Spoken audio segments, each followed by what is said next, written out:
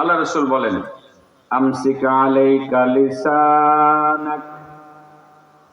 ও আমার সাহাবী উকবা ইবনে আমির, তুমি মুক্তি চাও, তুমি নাজাত চাও, তুমি মুক্তি চাও, তাহলে তুমি তিনটা কাজ করবে।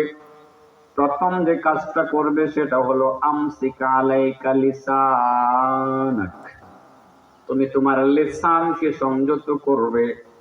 এই লিসান দিয়ে তুমি কাউকে আঘাত করবে না, এই লিসান দিয়ে কারো বিরোধিতা করবে না, মানে কাউকে ক্ষতি করতে যাবে না।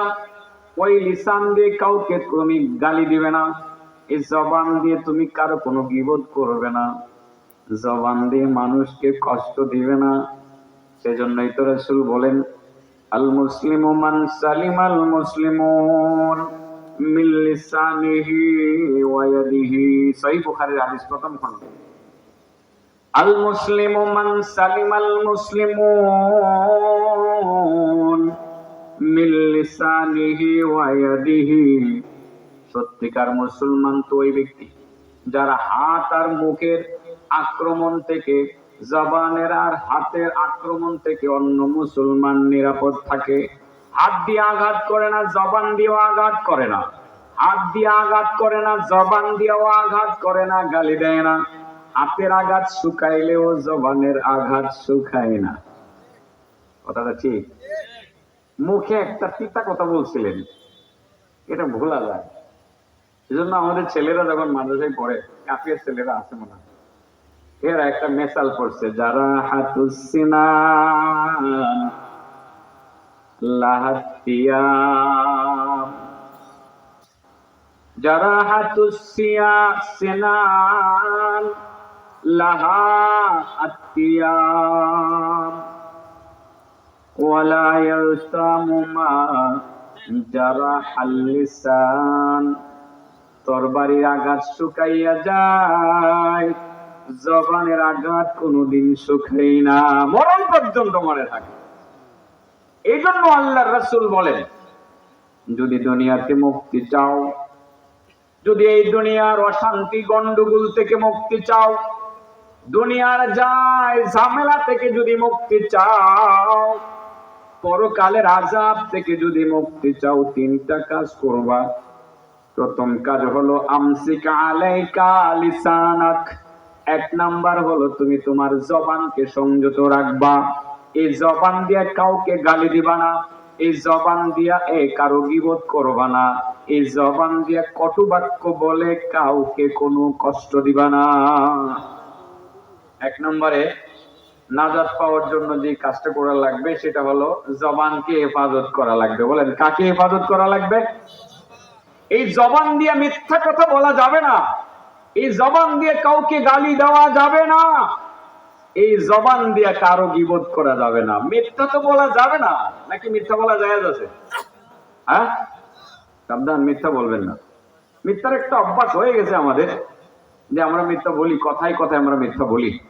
আজ থেকে আমরা আল্লাহর সাথে ওয়াদা করবো যে আল্লাহ, নাজাত চাই, আর নাজাত পাওয়ার জন্য মিথ্যা ছাড়তে চাই। জান যাবে তবু মিথ্যা বলবো না, সদা সত্য বলিব, মিথ্যা কখনো বলিব না। আল্লাহর সাথে সেই কমিটমেন্ট করব। আর সেটা করলে হবে কি, আল্লাহ রাসূল কিন্তু বলছেন, আজমিনুলি সিত্তাম মিন আনফুসিকুম আযমান লাকুমুল জান্নাহ। ও আমার সাহাবারা, আজমিনুলি সিত্তাম মিন আনফুসিকুম, তোমরা তোমাদের পক্ষ থেকে আমাকে 6টা বিষয়ের যদি গ্যারান্টি দিতে পারো, আমি কথা দিলাম আমি নবী তোমাদেরকে জান্নাতের গ্যারান্টিটা দিয়ে দিব। আমি জান্নাতের জামিনদার হয়ে যাব তোমরা যদি 6টা বিষয়ের দায়িত্ব নিতে পারো। এক নাম্বার হলো উসদুকুল হাদিস, সদা সত্য বলিবে, মিথ্যা কখনো বলিবে না। এই কমিটমেন্ট যদি করতে পারো, জবানের দায়িত্ব যদি নিতে পারো, এই জবান দিয়ে মিথ্যা বলবে না, এই নিশ্চয়তা যদি আমাকে দিতে পারো, আমি রাসূল বললাম এই 6টা বিষয়ের তাছাড়া আরো 5টা বিষয়, ওই 5টা বিষয়ের গ্যারান্টি যদি আমাকে দিতে পারো আমি তোমাদের জান্নাতের জামিনদার হয়ে যাব। 1 নম্বর, সদা সত্য বলিবে, মিথ্যা কখনো বলিবে না। বাবা আমরা মিথ্যা বলবো? আমার নবীর জীবদ্দশায় একটা মিথ্যা কথা বলছেন বলে এই দুনিয়ার কারো কাছে প্রমাণ আছে? নবুয়ত পাওয়ার পরে তো বলেনই নাই, নবুয়ত পাওয়ার আগেও আমার নবী কখনো মিথ্যা বলেন নাই। আর এখন মিথ্যা না বললে তো আমাদের চায়ের স্টলের আড্ডাটাই জমে না, ঠিক না? ঠিক, চায়ের স্টলের আড্ডাটাই যাবে না, শুধু মিথ্যার ছড়াছড়ি, মিথ্যার ছড়াছড়ি, শুধু মিথ্যা আর মিথ্যা। মিথ্যা আমরা বলবো না, জবানটাকে সংযত করব, আমরা মিথ্যা বলবো না, কখনো মিথ্যা বলবো না। মনে থাকবে তো ইনশাআল্লাহ? কখনো মিথ্যা বলবো না। আজ থেকে আল্লাহর সাথে ওয়াদা করব যে আমরা মিথ্যা বলবো না।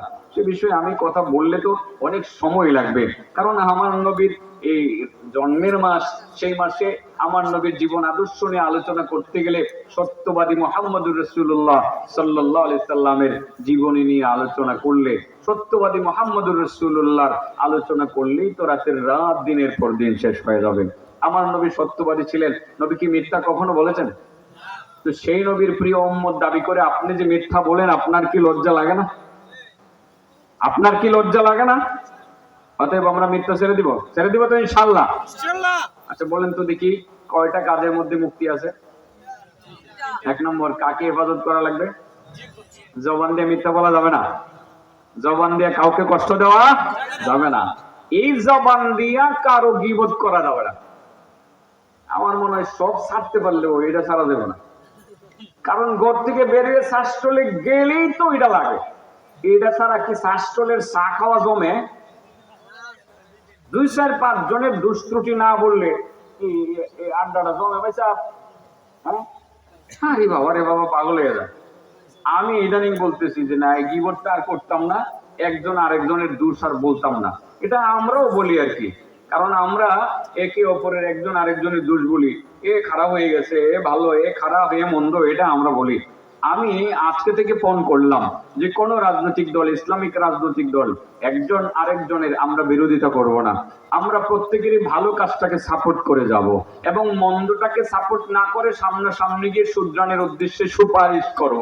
আমরা এই যে আমাদের দেশে ইসলামিক দল আছে অনেক, আপনাদের কিশোরগঞ্জের কটা দল? একটা হলো জমিয়তে উলামায়ে ইসলাম, আরেকটা আছে খেলাফত মজলিস, আছে ইসলামী ঐক্য জোট, আছে না নাই? ইসলামিক দল। আমরা এক দল আরেক দলের সহযোগিতা করব। সবাই যখন প্রতিষ্ঠিত হব, চূড়ান্ত পর্যায়ে ঐক্যবদ্ধ হয়ে আমরা ইসলামী রাষ্ট্র কায়েম করার চেষ্টা করব ইনশাআল্লাহ, ঠিক আছে না? আর এই সুযোগ তো এখনোই, আর এই ফ্যাসিস্টের বিদায় হয়েছে, এখনোই তো ইসলামী রাষ্ট্র কায়েম করার সুযোগ এসেছে। এতদিন তো আমাদেরকে মাঠে ময়দানে ইসলামী রাজনীতি করার সুযোগটা দেওয়া হয় নাই। ইসলামের রাজনীতির কথা বললেই বলা হতো এখানে রাজনীতি চলবে না, রাজনীতি করবে তারা, হুজুররা কোনো রাজনীতি করবে না। এতদিন তারা বুঝাইছিল এই দেশটা বুঝি তাদের বাবার, আর এখন তারা নিজেরা বুঝে যে না, এই দেশ তাদের না, এদের দেশ ইন্ডিয়া, এদের দেশ ইন্ডিয়া গেছে গাড়া। এখন ইসলামের কথা বলতে হবে। বহু দেখছি, আগামী দিনে ইসলাম দেখতে চাই। কি বলেন? ক্ষমতায় কাকে দেখতে চাই? কোনো গীবত করা চলবে না, হুজুররা একজন আরেকজনের গীবত করবেন না দয়া করে। আর খেলাফত মজলিস তার গতিতে কাজ চালাক, জমিয়ত তার গতিতে কাজ চালাক, ইসলামী ঐক্য জোট তার গতিতে কাজ চালাক। চূড়ান্ত পর্যায়ে ঐক্যবদ্ধ হয়ে এক ব্যানারে নির্বাচন করে আমরা ক্ষমতায় যেতে চাই। ইসলামী হুকুমত ছাড়া মদ জুয়া বন্ধ করা সম্ভব না, ইসলামী হুকুমত ছাড়া জিনা ব্যভিচার বন্ধ করা সম্ভব না, ইসলামী হুকুমত ছাড়া বেহায়া পনা, নগ্নতা, অর্ধনগ্নতা, অশ্লীল কর্মকাণ্ড বন্ধ করা সম্ভব